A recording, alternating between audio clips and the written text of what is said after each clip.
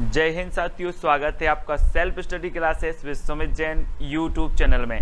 दोस्तों, आप हिंदी साहित्य के स्टूडेंट हैं और ऐसे एग्जाम की तैयारी कर रहे हैं जिनमें हिंदी साहित्य पूछा जाता है, जैसे नेट एग्जाम है, पीजीटी है, RPSC, LT grade, TET exam, कोई भी एग्जाम की तैयारी कर रहे हैं। Self study classes YouTube channel से जुड़े, जहां पर आपको ऐसी ट्रिक बताई जाती है दोस्तों कि आप कभी भूल ही नहीं सकते। कोई भी प्रश्न हो, रचनाएं हो, कवि हो, कुछ भी हो, आपको अनोखी ट्रिक बताई जाती है। तो पूरा वीडियो आपको जरूर देखना है और वीडियो को लाइक और शेयर जरूर करना है। रोज 9:30 बजे, सुबह 9:30 बजे टिरकी हिंदी साहित्य वीडियो आता है आपके पास, तो देखना ना भूलें रोज। आपका आज का पहला प्रश्न है दोस्तों।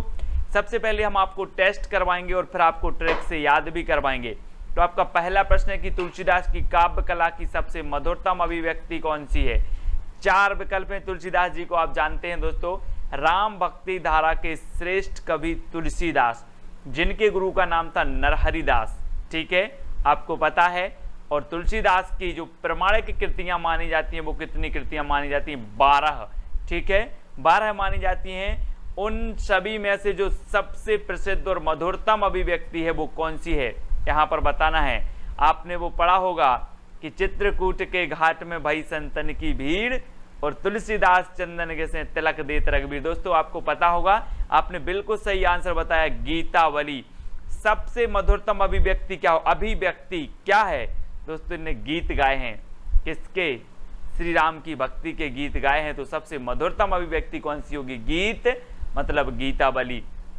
ठीक है, याद रख लेना। इनकी रामचरितमानस रचना बहुत ही प्रसिद्ध है दोस्तों, सर्वाधिक टीकाएं लिखेंगी रामचरितमानस की। और ये महाकाव्य है। किस भाषा का महाकाव्य है? तो अवधी भाषा का महाकाव्य है। ठीक है, विनय पत्रिका की बात करें और कवितावली की बात करें तो ये रचनाएं दोस्तों ब्रज भाषा में लिखित हैं। कौन सी भाषा में लिखित हैं? ब्रज भाषा। ठीक है, तो इनको भी आपको याद रखनी है। अगला क्वेश्चन आपसे पूछा जाता है, शिवराज भूषण की रचनाकार कौन है? 4 विकल्प हैं आपके सामने, 2 सेकंड आपको दिए जाएंगे और ट्रिक भी, फनी ट्रिक बताई जाएगी आपको। दोस्तों, जब तक मैं आपको बता दूं कि जो शिवराज भूषण ग्रंथ है, इसमें अलंकारों की जो संख्या बताई गई है वो 105 अलंकारों की संख्या बताई गई है। याद रख लेना, कितने अलंकार आपसे क्वेश्चन पूछा जाएगा कि निम्न में से बताइए किस रचना में 105 अलंकारों की चर्चा हुई है, या 105 अलंकारों की चर्चा किस रचना में हुई है। तो आपका उत्तर होगा शिवराज भूषण में। ठीक है, और शिवराज भूषण के रचनाकार कौन है? तो आपको पता है, भूषण लगा है तो भूषण, है ना, याद रखना। और दोस्तों, काव्य निर्णय, काव्य निर्णय एक रचना, बहुत ही प्रसिद्ध रचना है भिखारी दास की। ठीक है, ये चीज भी आपको याद रखनी है। और हमने याद की थी एक रचना जगत विनोद। जगत विनोद रचना किसकी है? पद्माकर जी की है। ठीक है, याद रख लेना। अगला क्वेश्चन आपको होता है, रीतिरात्मा काव्यस्य। आपसे काव्य की परिभाषाएं भी पूछी जाती हैं दोस्तों। अब रीतिरात्मा काव्यस्य कह दिया कि परिभाषा किसकी है, तो आप क्या कहेंगे किसकी है? 2 सेकंड में जल्दी बताएं। बामन, कुंतक, दंडी या भामा है? मैंने आपको याद करवाया था दोस्तों कि रीति संप्रदाय और रीतिकाल, रीतिकाल अलग, रीति संप्रदाय अलग। रीति संप्रदाय के प्रवर्तक कौन है? रीति से पूजन करवाते हैं कौन? बामन लोग, पंडित लोग, जिन्हें पंडित बोलते हैं ना, वो बामन लोग रीति से करवाते हैं पूजन भगवान की। तो रीति संप्रदाय के कौन होंगे? बामन, है ना, बामन, यानी कि 1 नंबर। अब जब रीति संप्रदाय के बामन है तो रीतिरात्मा काव्यस्य भी कौन कहेगा? कौन कहेगा? बामन, यानी कि जो विकल्प नंबर आपका 1 है वो बिल्कुल सही हो जाएगा। आपसे पूछा जाता है दोस्तों, वक्रोक्ति संप्रदाय के प्रवर्तक कौन है? तो आप बोलते हो कि सर आप जो वक्रते हो वो हमारे कान तक पहुंचता है, जो आप वक्रते हो वो हमारे कान तक पहुंचता है, तो कुंतक, वक्रोक्ति संप्रदाय के। ठीक है, अब आप कहोगे दोस्तों अलंकार संप्रदाय के कौन है? तो अलंकार संप्रदाय के भामा है। और आप बताते हो दोस्तों कि वो विभिन्न प्रकार के अलंकार करता है, सोने की चैन पहनता है, बड़े बड़े जेवर पहनता है, वो तो क्या है? भामाशाह है, भामाशाह। तो अलंकार संप्रदाय, अलंकार कौन करता है? भामाशाह है, बहुत अलंकार करते हैं, तो भामा है अलंकार संप्रदाय के। ठीक है, अलंकार को काव्य का प्राण मानने वाले आचार्य कौन है दोस्तों? काव्य का प्राण मान लिया। प्राण ऐसा शब्द जो हमेशा बहुवचन में प्रयोग होता है, प्राण। बोले प्राण निकल गए, निकल गए प्राण। तो अलंकार को काव्य का प्राण मानने वाले जो हैं वो कौन है? अब एक चीज बताना दोस्तों कि सबसे ज्यादा आप अलंकार करते हो तो काय का करते हो? केसों का करते हो। काय को करते हो? केसों का। विभिन्न प्रकार की डाई डालोगे, विभिन्न प्रकार की मेहंदी डालोगे। आजकल देखा है आपने कि इतने आगे के बस बाल लाल कर दिए इतने। तो आप सबसे ज्यादा क्या करते हो? मेहंदी, शैम्पू, क्या क्या डालते हो, विभिन्न प्रकार के अलंकार करते हो साहब। काय का? केसों का। केसों का यानी कि जो आ नंबर है वो बिल्कुल सही हो जाएगा। ठीक है, आपने सुना होगा कि जिस प्रकार व्यक्ति की शोभा आभूषणों से बढ़ती है, उसी प्रकार काव्य की शोभा बढ़ाने वाले तत्व कहलाते हैं अलंकार। ठीक है, तो अलंकार वैसे ही हम आभूषण और अलंकार, तो इसी प्रकार से आप ले लें कि केस का हम क्या करते हैं? अलंकार करते हैं, यानी कि केशवदास। अलंकार को काव्य का प्राण मानने वाले हैं दोस्तों केशवदास। बात करें मतीराम की, तो मतीराम की एक रचना है ललित ललाम। ललित ललाम, और इस चीज को बोला जाता है दोस्तों लिलार। क्या बोला जाता है? लिलार। तो लिलार या ललाम मतीराम। और यहाँ हमारी क्या रहती? मती। बोली मती कहाँ गई थी? बोली ललाम, है ना। मती कैसी हो गई? ललाम हो गई थी। तो मतीराम की ललित ललाम रचना याद रख लेना। ठीक है, सभी लोग याद रखेंगे। और अगली देख लेते हैं, रीतिकालीन राष्ट्रीय कवि कौन है? रीतिकालीन दोस्तों, रीतिकाल आपने पढ़ा होगा, है ना। पूर्व मध्यकाल और उत्तर मध्यकाल। तो उत्तर मध्यकाल को क्या कहा जाता है? रीतिकाल कहा जाता है। ठीक है, अब रीतिकाल के राष्ट्रीय कवि कौन है? तो आपने रीतिकाल पढ़ा होगा, और रीतिकाल में एक ही कवि आपको दिखता है जो वीर रसपूर्ण रचनाएं करता है। वो कवि कौन है? भूषण, जिनका वास्तविक नाम क्या है? घनश्याम। घनश्याम को भूषण की उपाधि दी गई थी। ठीक है, ये चीज भी आपको याद रखनी है। बात करें चिंतामणि की, तो चिंतामणि दोस्तों बहुत ही प्रसिद्ध माने जाते हैं। इनकी एक रचना है कवि कुल कल्पतरु। मैंने आपको समझाया था, याद करवाया था कि कुल की चिंता सभी लोगों को रहती है। कुल की चिंता, तो कवि कुल कल्पतरु, ये रचना किसकी है? चिंतामणि की है। बिहारी जी की तो बिहारी सत्सई है ना। घनानंद की सुजान शतक, इस प्रकार से रचनाएं हैं। घनानंद जी बहुत ही प्रसिद्ध हैं दोस्तों, है ना। हित तरंगिणी के रचनाकार कौन है? प्रश्न क्रमांक 6 का आंसर बताना है। कृपाराम, घनानंद, देवकवि या फिर भूषण। तो हित तरंगिणी के रचनाकार बताना है। और दोस्तों एक चीज बताना, 2 सेकंड में आप अपने उत्तर का चयन तो करेंगे, लेकिन अगर आपके ऊपर कृपाराम की हो जाए तो क्या होगा? आपका अहित होगा कि हित होगा? जल्दी से उत्तर बताओ। अगर आपके ऊपर कृपाराम की हो जाए तो अहित होगा कि हित होगा? हित होगा। तो हित तरंगिणी जो रचना होगी वो किसकी होगी? कृपाराम की, क्योंकि कृपाराम की हो गई तो हित ही होगा साहब। तो हित तरंगिणी कृपाराम। ठीक है, याद रख लेना। अगला बताना दोस्तों, इश्क लता की रचनाकार कौन है? घनानंद, आलम, बोधा या फिर चिंतामणि। तो याद कर लेना दोस्तों, है ना, क्योंकि आपको पता है कि इसकी लताएं फैला रहे थे कौन? घनानंद, है ना। घनानंद क्या फैला रहे थे? इसकी लताएं फैला रहे थे। तो इसकी लता रचना किसकी हो जाएगी? घनानंद की, है ना। इनकी प्रेमिका का नाम क्या था? सुजान। बहुत प्रेम करते थे, और सुजान ने इनको क्या कर दिया था? इनको इग्नोर कर दिया था। और ये जब वहां से निकाले गए, है ना, फिर बाद में कहीं और मठ में चले गए थे घनानंद जी, आपको पता होगा। फिर इसके लता के रचनाकार आपको याद रखना है, घनानंद है। ठीक है, याद रखना है। और आलम की जो माधवानल कामकंदला है, ये कौन सी भाषा में लिखी गई? अवधी भाषा में लिखी गई, है ना। ये चीज भी हमने आपको बताया था, और है ना, याद रख लेना इसको। अगला है दोस्तों अंगद दर्पण। अंगद दर्पण की रचनाकार कौन है? सॉरी, अंग दर्पण, अंगद नहीं, अंग दर्पण। रसलीन है, सेनापति है, मतीराम या फिर कृपाराम है। तो एक चीज बताना दोस्तों, आजकल के जो किशोर होते ना, किशोर किशोरियां होती हैं, वो दर्पण में अपने अंग देख देख के बड़ा रस लेते हैं, मैं कितना सुंदर हूं। दिन में कम से कम 10 से 15 बार तो दर्पण देखते हैं, है ना। तो अंग दर्पण में देख देख क्या लेते हैं? रस लेते हैं। तो अंग दर्पण की रचनाकार रसलीन। अंग दर्पण की रचनाकार रसलीन। इस प्रकार से याद करना कि अंग दर्पण में देख करके रस लेते हैं तो रसलीन, है ना, याद करेंगे। और दोस्तों एक रचना है सेनापति जी की, कौन सी है? जल्दी से आपको बताना है। काव्य रत्नाकर ऐसे करके है सेनापति की, बहुत बढ़िया रचना है ना, वो आप याद रख लेना और बता देना कमेंट में कौन सी है, मुझे याद नहीं आ रही। रामचरितमानस को छोड़कर सर्वाधिक जो टीकाएं किस ग्रंथ पर लिखी गई?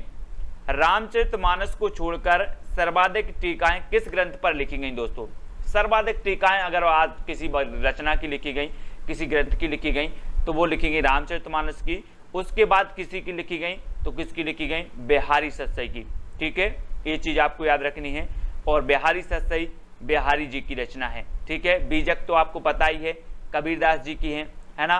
पद्मावत इनकी मलिक मोहम्मद जायसी की पद्मावत है ना। सूरसागर आपको पता है सूरदास जी की है ना। तो ये सारी रचनाएं आपको याद भी करनी है।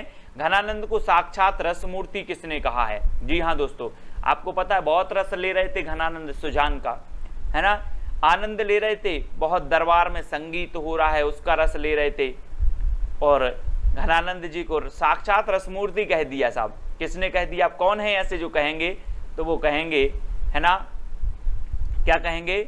रामचंद्र शुक्ल जी कहेंगे, ने घनानंद को साक्षात रसमूर्ति रामचंद्र शुक्ल ने कहा है। यानी कि आपका जो विकल्प नंबर ए है वो बिल्कुल सही हो जाएगा। ठीक है, अगला क्वेश्चन देख लो दोस्तों, जयशंकर प्रसाद का जन्म कब हुआ था? अब मैं आपको जन्म भी याद करवाऊंगा दोस्तों। आप जन्म और जीवन परिचय जैसे याद करते हो, अब देखना कैसे याद होता है आपको। 4 विकल्प हैं, 4 में से आप चयन करके 2 सेकंड में उत्तर बताएंगे। फिर मैं आपको बता रहा हूं कि यहाँ पर जो चित्र में है वो क्या कर रहा है? शंकर जी का शीश नवा रहा है। शीश नवा रहा है, तो नवा रहा है तो किसका शीश नवा रहा है? शंकर जी का शीश नवा रहा है। तो नवा रहा है तो नवासी, नवा रहा है तो नवासी किसका? शंकर जी का। 1889 नवा रहा है। बोले अब कभी नहीं बोलोगे आप, है ना। जयशंकर की बात आ रही, बोले शंकर जी का शीश नवा रहा है ना। शीश नवाते हैं तो नवासी। ठीक है, नवाते हैं तो नवासी, है ना, याद रख लेना। और आप भी शीश नवा लेना इस प्रकार से शंकर जी का। तो आ नंबर जो है आपका बिल्कुल सही हो जाएगा, है ना। अगला क्वेश्चन आपको बताना, मुकुटधर पांडे का जन्म हुआ था तो कब हुआ था दोस्तों? ये मुकुट रखा है, मुकुट, और ये मुकुट कितने का है पता है? कितने का है? 95 का है। कितने का है आपको पता है दोस्तों? छायावाद के प्रवर्तक ये भी माने जाते हैं। पंत को नंद दुलारी वाजपेयी ने माना छायावाद का प्रवर्तक, है ना। जयशंकर प्रसाद को ईलाचंद्र जोशी ने माना छायावाद का प्रवर्तक। और मुकुटधर पांडे की जन्म की बात आती है तो ये मुकुट है, और मुकुट कितने रुपए का है? 95 रुपए का, 95 रुपए का है। तो मुकुटधर पांडे का जो जन्म होगा वो कब होगा? 1895 से 1984, ये इनका जन्म है। मैं आपको पूरे जन्म याद करवा दूंगा, जन्म काल, है ना। तो आपने जयशंकर प्रसाद की, शंकर जी के सामने हम शीश नवाते हैं तो 89, और मुकुट कितने का है? 95 का। तो 1895 में इनका जन्म हुआ था। ठीक है, अब आपको अबला जीवन हाय तुम्हारी यही कहानी, आंचल में है दूध और आंखों में पानी, ये पंक्ति किसकी है दोस्तों? बहुत ही प्रसिद्ध पंक्ति है। और यशोधरा जो कि खंड काव्य है ना, खंड काव्यात्मक महाकाव्य कृति है यशोधरा, और बहुत ही बढ़िया है दोस्तों, है ना। मैथिली शरण गुप्त की रचना है। तो याद रख लेना, ये पंक्ति हमेशा पूछी जाती है कि अबला जीवन हाय तुम्हारी यही कहानी, और है ना, आंचल में है दूध और आंखों में पानी। बहुत ही बढ़िया पंक्ति है राष्ट्र कवि मैथिली शरण गुप्त जी की, है ना। साकेत भी इनकी रचना है, साकेत, जिसमें 12 सर्ग हैं दोस्तों। भारत भारती इनकी रचना है, प्रसिद्ध है। ठीक है, गुप्त जी के बारे में आपको याद रख लेना है, बहुत ही प्रसिद्ध है ना। और राम नरेश त्रिपाठी की मानसी एक रचना पूछी जाती है, मानसी रचना किसकी है? तो राम नरेश त्रिपाठी जी की है। महावीर प्रसाद द्विवेदी के बारे में बताना, तो आपके लिए इनका परिचय बताना कोई बड़ी बात नहीं, सभी जानते हैं ना। और प्रसाद जी, तो प्रसाद जी हैं, है ना, याद रख लेना। अगला बताना दोस्तों, मिट्टी के बारात की रचनाकार कौन है? अब आपको 4 विकल्प हैं चित्र में, यहाँ पर देखो भूतूत दिए हैं। अब डर नहीं जाना आप लोग, बोले सर ये क्या लेके आ गए भूतूत? भूतूत नहीं, मैं आपको बता रहा हूँ कि मिट्टी के बारात की रचनाकार कौन है। तो कौन है दोस्तों? आपको पता है कि जब शिव जी की बारात निकली तो बहुत सारे क्या आए थे कि शिव बोले आगे पीछे नाचे भूत, भूत नाच रहे थे। कैसे नाच रहे थे? मिट्टी इट्टी के लपेड़ लपेड़ के नाच रहे थे। बोले ये क्या, मिट्टी की बारात आ गई? ये लोगों ने देखा और बोला मिट्टी की बारात आ गई, बोले नहीं नहीं ये तो शिव जी की बारात। अरे कह पीछे देखो जरा, तो सब मिट्टी इट्टी बबूत बबूत लगाए थे। तो मिट्टी की बारात शिव मंगल से सुमन, क्योंकि शिव जी की बारात में सब मिट्टी इट्टी लगा के यानी कि बबूत लगा के गए थे। कौन? ये भूतूत, है ना, बहुत सारे। तो याद रख लेना है दोस्तों, शिव मंगल से सुमन की रचना है मिट्टी की बारात। अब आप कभी नहीं बोलोगे, चित्र में थोड़ा सा अच्छे से देख लेना, है ना। और अगला बताना है आपको, राहों के अन्वेषी किसे कहा जाता है? 4 विकल्प है। तार सप्तक के कवियों को, स्वच्छंदतावादी कवियों को, छायावादी कवियों को, या हालावादी कवियों को। बहुत ही बढ़िया है दोस्तों, है ना। आपको पता है कि राहों का अन्वेषी, राहों का अन्वेषी यानी कि जो राहों का अन्वेषी बन गया है वो क्या करेगा? अब आपको तार देगा। बोले आप हमारे राहों के अन्वेषी बन जाओ। अगर कोई आपके राहों का अन्वेषी बन गया है तो आपको क्या कर देगा? तार देगा। तार देगा तो तार सप्तक के कवियों को राहों का अन्वेषी कहा जाता है। और किसने कहा है? तो किसने कहा है? अज्ञे जी ने कहा है। किसने? अज्ञे जी ने। ठीक है, याद रख लेना, राहों का अन्वेषक, तार सप्तक के कवियों को राहों का अन्वेषक किसने कहा है? ऐसा भी क्वेश्चन आता है तो अज्ञे जी ने कहा है। ठीक है, ये चीज याद रखनी। अगला है दोस्तों, शमशेर को किस काव्य कृति के लिए साहित्यिक अकादमी पुरस्कार मिला है? साहित्य अकादमी पुरस्कार मिला 1977 में। और यहां बात आई है दोस्तों, शमशेर, कवियों का कवि इन्हें कहा जाता है शमशेर को, है ना। वैसे भी शेर आ रहा है, मतलब सबसे कवियों के कवि हैं, है ना। और आपको पता है दोस्तों, मैं एक बता दूं कि जब आप जंगल की बात करते हैं और जंगल का शेर देखते हैं तो शेर क्या करता है? कभी कभी अपने शिकार को क्या करता है? चूक जाता है। क्या करता है? चूक जाता है। और अभी कभी शेर से पूछना कि चूक गए, तो बोलेगा चूका भी नहीं हूं अभी, चूका भी नहीं हूं अभी, और भी देखेंगे हम, है ना। तो शेर कभी कभी शिकार चूक जाता है और उससे पूछोगे तो वो बोलेगा चूका भी नहीं हूं अभी। कौन? शेर। तो चूका भी नहीं हूं अभी, ये रचना किसकी होगी? शमशेर बहादुर की होगी। और इसे कब मिलेगा साहित्य अकादमी पुरस्कार? 1977 में, क्योंकि साथ साथ दौड़ रहे थे, साथ साथ दौड़ रहे थे शेर और शिकार, साथ साथ दौड़ रहे थे शेर, चूक गया। तो चूका भी नहीं हूं अभी, है ना, साथ साथ, यानी 1977 में इसे साहित्य अकादमी पुरस्कार मिला था।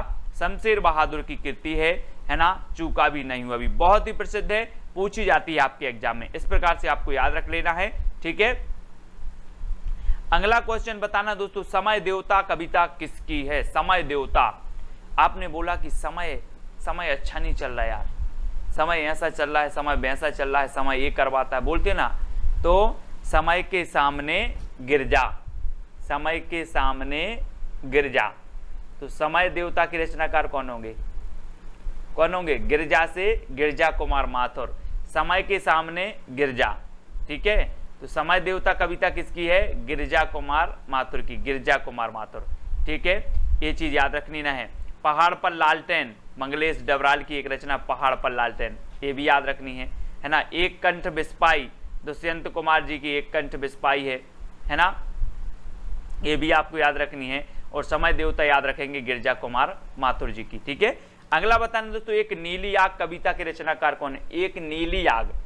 अब एक चीज बताना दोस्तों, जब व्यक्ति को मुक्ति मिल जाती है, मुक्ति, तो फिर अपन क्या करते हैं? क्या करते हैं?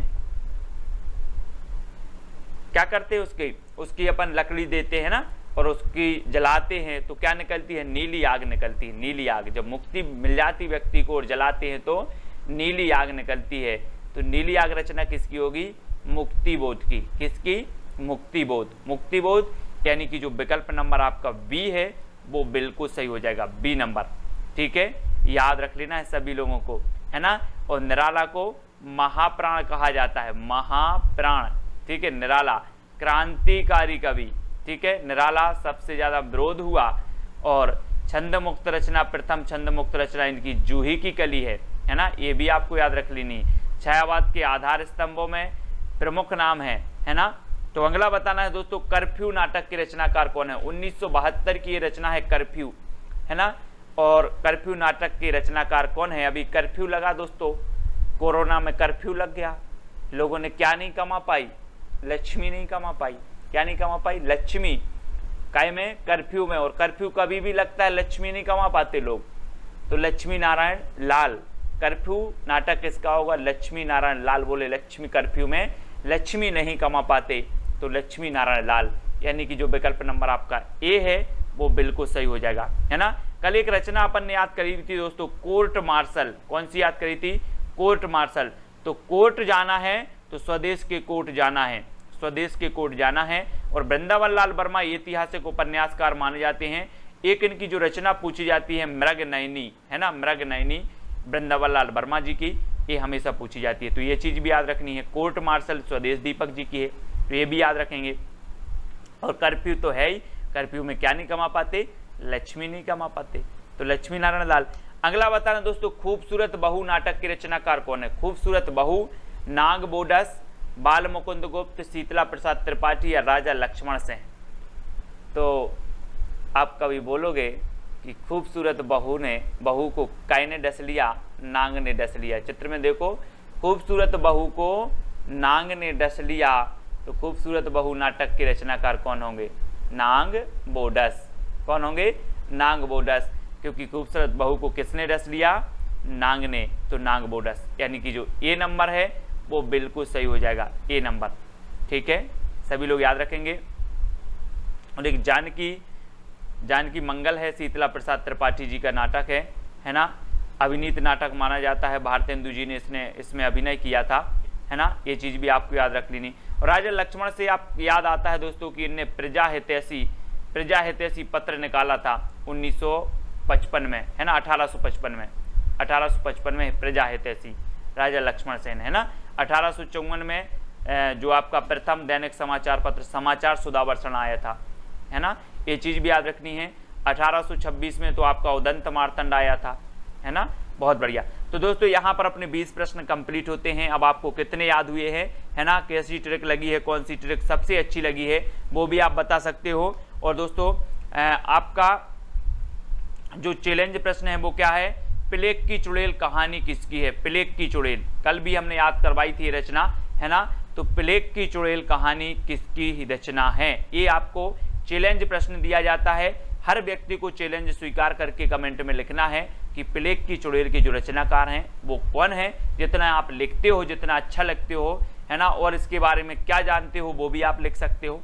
ठीक है, जो जितना लिखता है उसको उतना ही याद होता है दोस्तों। ठीक है, तो लिखा करें, है ना। और दोस्तों पिछले प्रश्न का जो आपका उत्तर होगा वो क्या होगा? क्या भूलूं क्या याद करूं। ये क्या है? हरिवंश राय बच्चन जी की आत्मकथा है। और दोस्तों बहुत ही प्रसिद्ध है, क्या भूलूं क्या याद करूं, कई बार पूछी गई है ना। तो इसका काव्य रूप पूछा था, तो क्या है? ये आत्मकथा है। बहुत सारे लोगों ने बिल्कुल सही आंसर बताए हैं। ठीक है, अब दोस्तों जो भी साथी टेलीग्राम ग्रुप से नहीं जुड़े हैं वो टेलीग्राम ग्रुप से जुड़ जाएं। टेलीग्राम ग्रुप से जुड़ने के लिए दोस्तों आपको क्या करना है? सर्च करना है IAS स्टडी ट्रैक को ज्वाइन हो जाना है।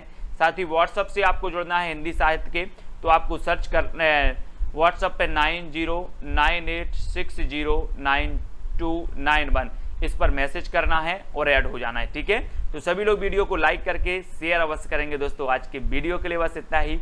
जय हिंद,